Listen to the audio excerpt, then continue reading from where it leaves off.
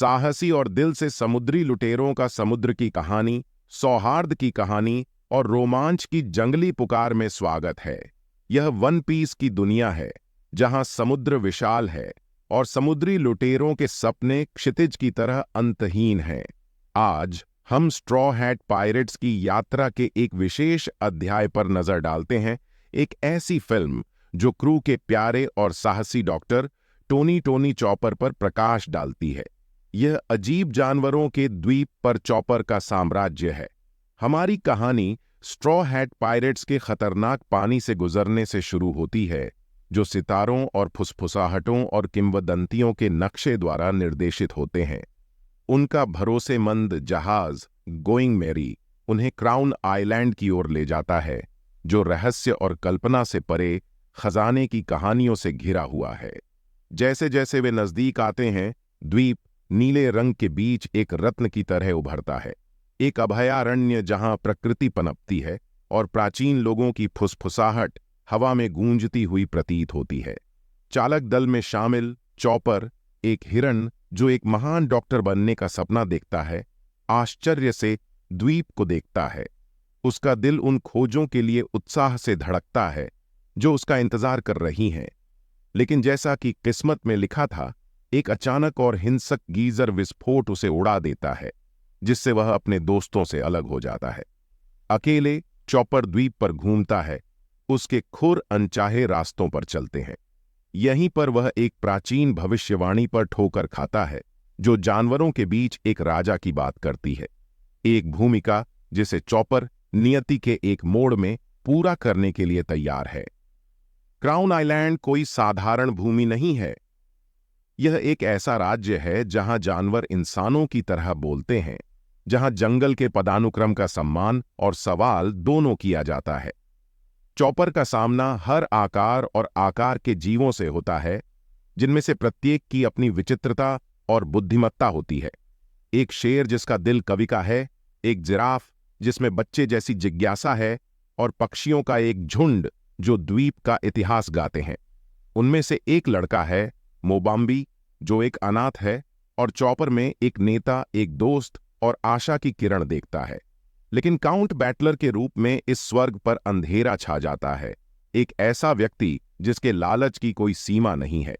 वह horn elixir की तलाश करता है, जो क्राउन आइलैंड का एक खजाना है, जो अनंत जीवन का वादा करता है।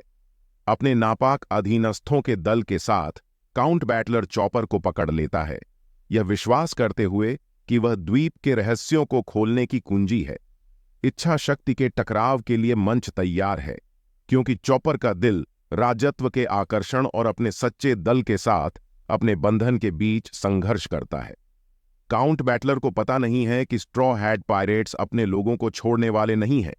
लफी अपनी अटूट भावना के साथ, जोरो अपनी तलवारों के साथ जो निराशा को काट सकती है, नामी अपनी बुद्धि के साथ किसी भी ब्लेड की तरह तेज, उसोप अपने आश्चर्यों के शस्त्रागार के साथ, और बाकी दल क्राउन आइलैंड पर कदम रखते हैं, अपने दोस्त को बचाने के लिए, दुनिया को उलट पुलट करने के लिए तैयार हैं। वे द्वीप के आकर्षक खतरों से गुजरते हैं, उनका दृढ़ संकल्प ऊपर के सूरज की तरह प्रचंड है। चॉपर की आत्मा और क्राउन आइलैंड के भाग्य के लिए लड़ाई अपने चरम पर पहुंचती है।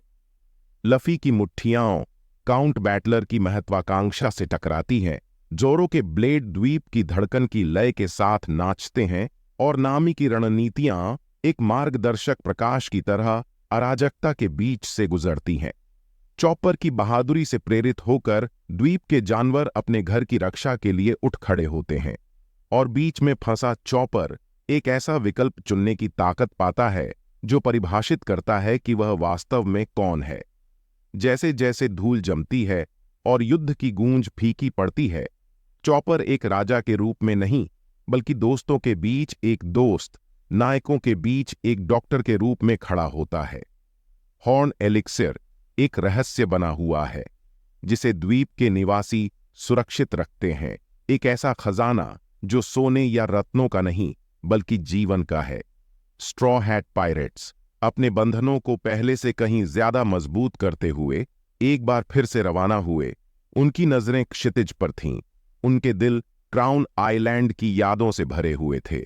और इस तरह हम choppers kingdom on the island of strange animals की किताब को बंद करते हैं, जो दोस्ती, साहस और रोमांच की जंगली अदम्य भावना की कहानी है, जो स्ट्रॉ हैट पायरेट्स को प्रेरित करती है।